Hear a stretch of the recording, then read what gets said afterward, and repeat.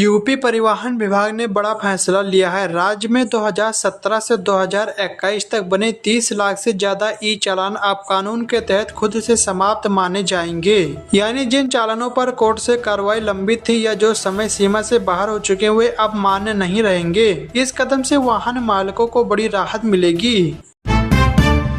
Indian railway 1 अक्टूबर से online ticket booking system में बड़ा बदलाव करने जा रही है। रेल मंत्रालय ने ऐलान किया कि अब तत्काल टिकट की तरह ही जनरल रिजर्वेशन टिकट की बुकिंग करते वक्त भी ई आधार वेरिफिकेशन जरूरी होगा। 7वें वेतन आयोग के तहत सरकार केंद्रीय कर्मचारी और पेंशनर्स के लिए महंगाई भत्ता में इजाफा कर सकती है। यह बढ़ोतरी 3% की हो सकती है, जिसमें कर्मचारियों की सैलरी में इजाफा देखने को मिलेगा।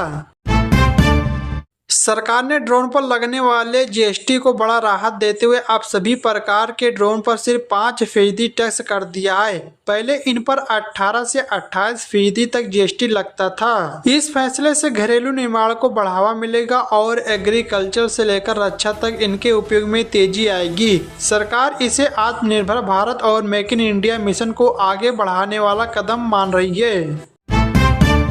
सपा अध्यक्ष अखिलेश यादव ने कहा कि जनता छुट्टा जानवरों से परेशान है। अभी तक सरकार इस समस्या का समाधान नहीं कर पाई है, जबकि इसके लिए पीएम मोदी ने मंच से आश्वासन दिया था।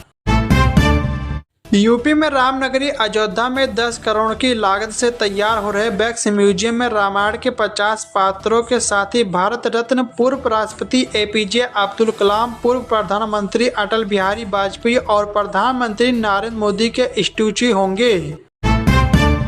22 सितंबर से जीएसटी 2.0 लागू हो चुका है। जीएसटी सुधार से ग्राहकों को मोबाइल, कंप्यूटर और गैजेट्स में बड़ी राहत की उम्मीद थी, लेकिन मोबाइल और लैपटॉप पर टैक्स दरें जैसे की तैसी रखी गई है। यानी इन हाईटेक प्रोडक्ट्स की कीमतों में किसी तरह की कटौती नहीं होगी। उत्तर प्रदेश में जातिगत भेदभाव को खत्म करने के लिए सरकार ने सार्वजनिक स्थानों पर जाति का उल्लेख करने पर रोक लगा दी है। इलाहाबाद हाई कोर्ट के आदेश के बाद पुलिस रिकॉर्ड और सार्वजनिक स्थानों पर नाम के साथ जाति का उल्लेख नहीं किया जाएगा। जाति का आधार रैलियों पर भी प्रतिबंध रहेगा, जिससे राजनीतिक दलों पर असर पड़ेगा।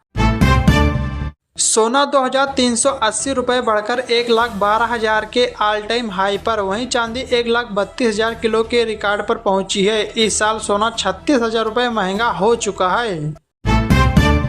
सितंबर में 0.25% घट सकती है ब्याज दर, एसबीआई की रिपोर्ट में अनुमान है। अभी आरबीआई की रेपो रेट 5.50% पर है।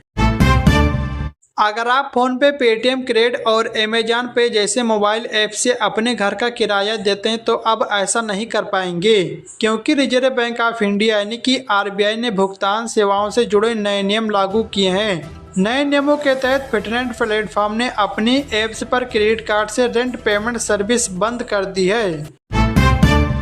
बिहार चुनाव से पहले सीएम नीतीश कुमार का बड़ा ऐलान, गरीब परिवारों को मिलेगी 2 लाख की सहायता। यूपी होमगार्ड भर्ती में 12वीं पास ही अप्लाई कर सकेंगे आवेदन। आयु व फिजिकल टेस्ट के नियम भी बदल गए। आयु सीमा घटकर 30 वर्ष की गई है, जबकि फिजिकल टेस्ट में 5 मिनट में 4800 मीटर दौड़ना होगा।